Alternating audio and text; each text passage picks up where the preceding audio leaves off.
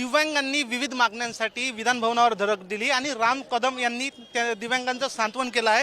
मुख्यमंत्र्यांना भेट करून देण्याचं आश्वासन दिव्यांगांना राम कदम यांनी दिलं। सर काय सांगाल, दिव्यांगांनी विविध मागण्या बीएससीची बैठक सुरू आहे आणि त्याच्यानंतर सरकार त्यांना बोलावून घेईल आणि त्यांच्याशी चर्चा करेल आणि एक आमदार या नात्यानं मला असं लक्षात येतं की त्यांच्या सगळ्या मागण्या रास्त आहेत। आता उदाहरणार्थ की एक जी मागणी आहे की घर टॅक्स आणि मालमत्ता याच्यामध्ये 50% बिलाला सवलत द्यावी, तर ती ग्रामीणमध्ये दिली जाते। तर ग्रामीणमधले दिव्यांग आहेत आणि शहरातले कोण आहेत ते पण दिव्यांग आहेत, त्यांना पण द्यावी लागेल। तर ती एक अट करून घ्यावी लागेल आपल्याला। त्याच्यानंतर ई रिक्षाच्या बाबतीमध्ये जी वयाची अट टाकली आहे ती वयाची अट पण काढावी लागेल आणि स्वाभाविकपणे त्यांच्या हाताला काम नसेल तर सरकारनं त्यांनाही चांगली मदत केली पाहिजे अशी त्यांची मागणी आहे।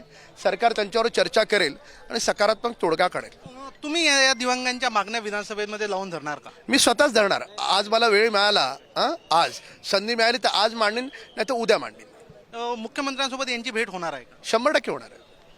हे होते राम कदम। मुख्यमंत्र्यांसोबत यांची भेट करून देण्याची आश्वासन त्यांनी दिव्यांगांना दिलेले आहे।